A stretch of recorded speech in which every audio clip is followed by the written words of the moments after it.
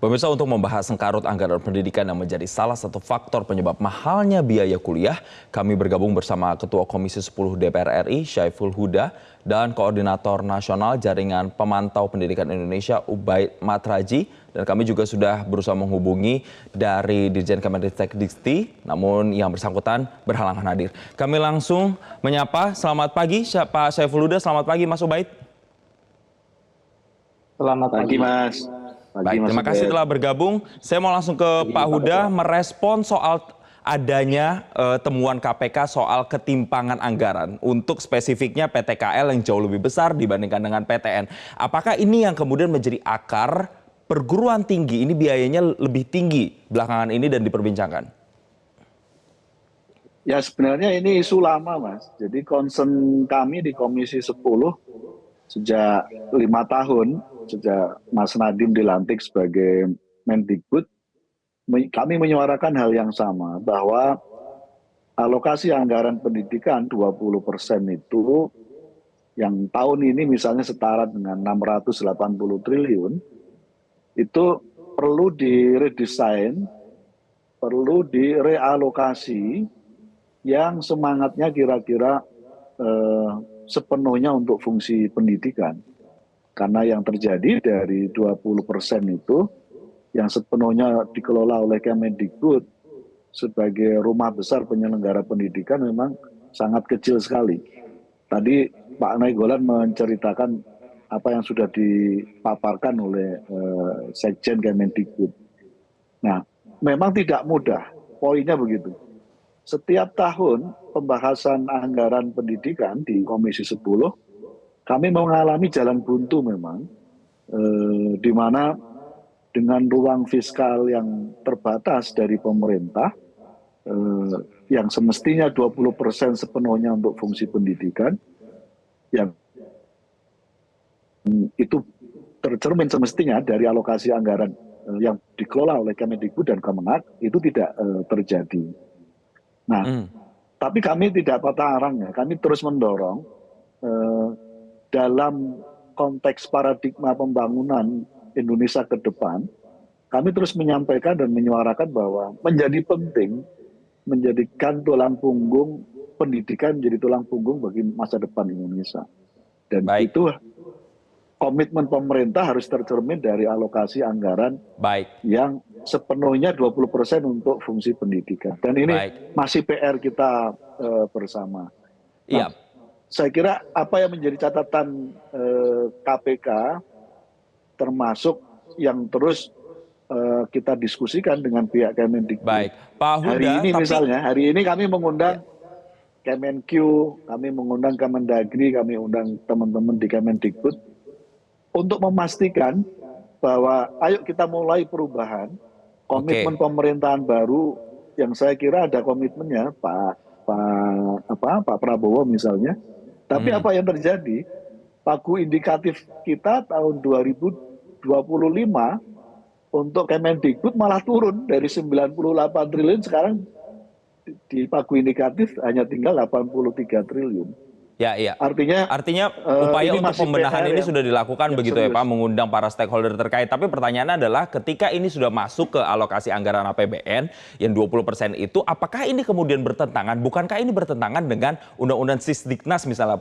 Pasalnya coba mungkin boleh ditampilkan teman-teman, kalau tidak salah itu di pasal 49 yang bunyinya adalah dana pendidikan selain gaji pendidik dan biaya pendidikan kedinasan dialokasikan minimal 20% dari anggaran pendapatan dan belanja negara atau APBN pada sektor pendidikan dan minimal 20% dari anggaran pendapatan dan belanja daerah APBD. Artinya yang sudah masuk ke alokasi sekarang saat ini PTKL yang begitu tinggi, asumsinya sekitar 32 triliun tersebut, itu berarti bertentangan dong dengan undang-undang ini Pak Huda? Persis. Jadi jujur harus diakui, anggaran pendidikan sebagaimana pasal yang tadi kita saksikan bersama dilanggar oleh pemerintah. Dan ini menahun memang dari tahun ke tahun terjadi semacam itu.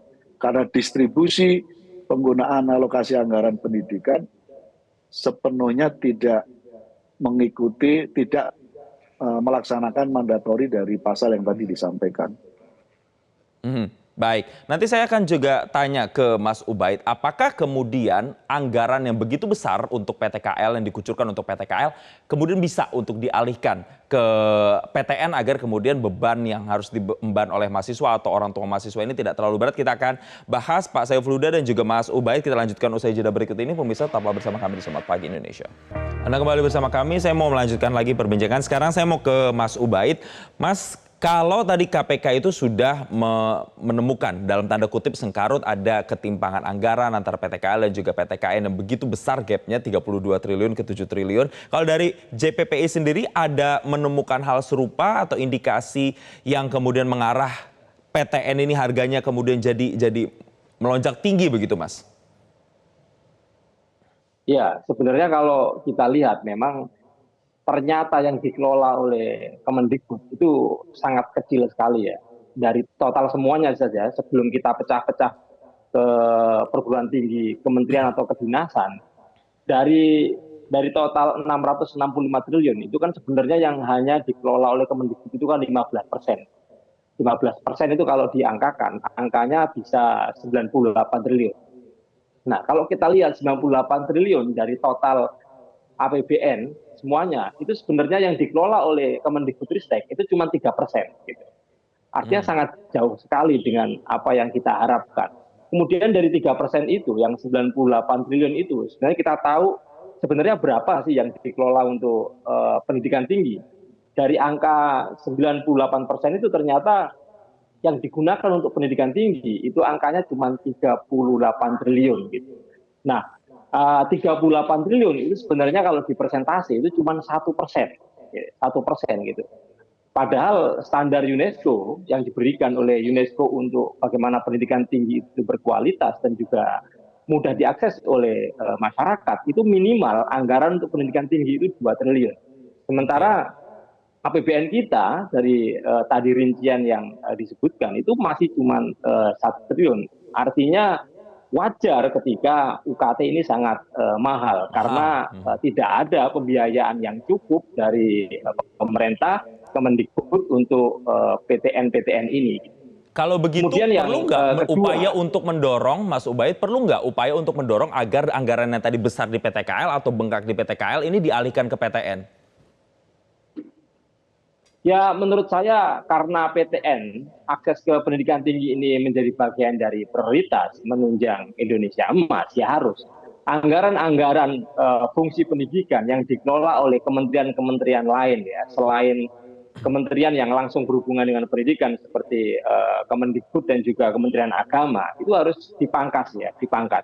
Angka yang sangat jomplang sekali kesenjangannya itu. Subsidi per mahasiswa di sekolah kedinasan dan perguruan tinggi kedinasan itu sampai 16 juta. Sementara untuk PTN-PTN di bawah Kemendikbud itu cuma 3 juta. Artinya UKT mahal itu menjadi sebuah keniscayaan. Karena itu sebenarnya kita harus rapat bersama antar kementerian karena beberapa kali keterangan dari Kemendikbud baik saat raker dengan Komisi 10 dan seterusnya seakan-akan mereka tidak kuasa ketika anggaran 20% itu diambil oleh kementerian-kementerian yang lain.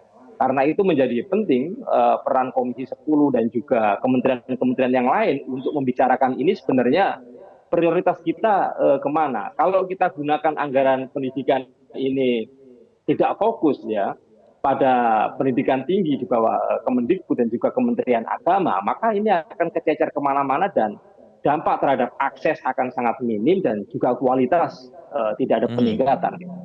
Baik, sebelum saya ke Pak Huda, Mas Ubaid singkat saja artinya Anda ingin mengatakan harusnya PTKL itu dibiayai oleh kementerian atau lembaga yang bersangkutan saja begitu? Itu bagian dari tanggung jawab kementerian yang terkait gitu. Jadi sekolah kedinasan, pendidikan terkait dengan kedinasan di bawah kementerian itu menggunakan anggaran kementerian masing-masing gitu. Tidak seperti sekarang sudah menggunakan anggaran 20%, outputnya juga nggak jelas. Mereka tidak juga menjadi PNS, mereka tidak juga bekerja di instansi-instansi di bawah kementerian, lalu mereka ini hanya menikmati foya-foya 16 juta per mahasiswa subsidi. Bahkan banyak sekali mahasiswa yang sekolah di sana itu bebas biaya gitu. Sementara di Baik. PTN yang menjadi prioritas pemerintah malah tidak dapat apa-apa. Baik, saya mau ke Pak Huda. Pak Huda, walaupun saat ini untuk yang tahun ajaran ini sudah dicabut aturan kenaikan UKT, tapi kan kemudian masih dibayangi akan ada prediksi kenaikan di tahun berikutnya. Apakah kemudian DPR dalam waktu dekat juga akan memanggil sejumlah kementerian, stakeholder terkait untuk mengevaluasi anggaran ini dan kemudian memperbaiki tadi PR-PR tadi supaya nanti tidak terjadi lagi kenaikan UKT di PTN? Ya, melalui panja pembiayaan pendidikan, kami sedang fokus hari-hari ini ke sana.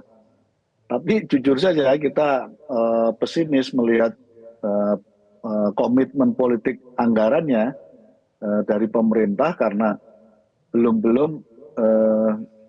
Kemendikbud misalnya sudah dalam konteks alokasi pagu indikatif saja malah lebih turun dari 98 triliun menjadi 83 triliun. Nah, pada konteks itu sekali lagi ini butuh desakan publik yang kuat dan kami sendiri di Komisi 10 dan sudah menyuarakan lama menyangkut soal ini terbentur dinding yang cukup tebal karena politik anggaran dari pemerintah yang memang tidak mudah untuk punya komitmen yang kuat menyangkut soal pendidikan. Nah, saya ingin mengomentari sedikit, Mas, sebagian oleh Mas Ubed menyangkut soal perguruan tinggi, kementerian dan lembaga itu. Jadi memang jujur harus diakui, walaupun Kemendikbud sudah mendapatkan mandat dari PP 57 tahun 2022, di mana Kemendikbud punya kewenangan untuk sepenuhnya mengatur jalannya penyelenggaraan pendidikan, baik yang dilakukan langsung oleh Kemendikbud maupun oleh kementerian yang lain, itu tidak bisa terjadi. Saya dapat update terus setiap saat bagaimana ego sektoral dari masing-masing kementerian masih kuat. Oke, Itulah yang jadi lalu kemudian permasalahan ego sektoral itu ya Pak Huda yang membuat DPR masih pesimis begitu? Betul.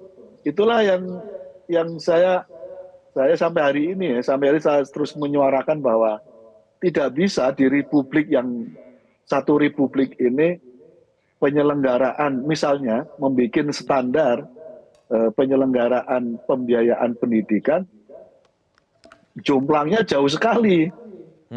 Ada kementerian yang menetapkan standar pendidikannya sendiri tanpa konsultasi dengan Kemendikbud. Dan itulah yang terjadi angka 16 juta dan saat yang sama di perguruan tinggi negeri yang lain hanya 3 juta. Tapi ini butuh menurut saya ini butuh komitmen yang cukup serius dari kepemimpinan nasional ke depan. Sekali lagi ini tidak bisa dibiarkan larut terus-menerus. Saya kira butuh political will yang kuat supaya pendidikan kita murah dan terjangkau. Oke, artinya kita masih menunggu nanti bagaimana sinergitas yang akan dibangun DPR, kementerian yang terkait untuk kemudian bisa membenahi dalam tanda kutip PR dari sengkarut temuan adanya ketimpangan masalah alokasi anggaran pendidikan. Semoga nantinya PTN-PTN ini tidak mengalami UKT dan mahasiswa ini tidak terimbas dengan kenaikan UKT. Kita akan tunggu nanti terobosan seperti apa dan kami harap sebagai warga masyarakat juga DPR tidak pesimis terkait dengan ini dan upaya mendorongnya juga bisa mendesak begitu. Terima kasih Ketua Komisi 10 DPR RI Syaiful Huda dan juga Kornas JPPI Ubaid Matraji telah memberikan pencerahannya bersama kami di Selamat Pagi Indonesia dan selamat kembali melanjutkan aktivitas.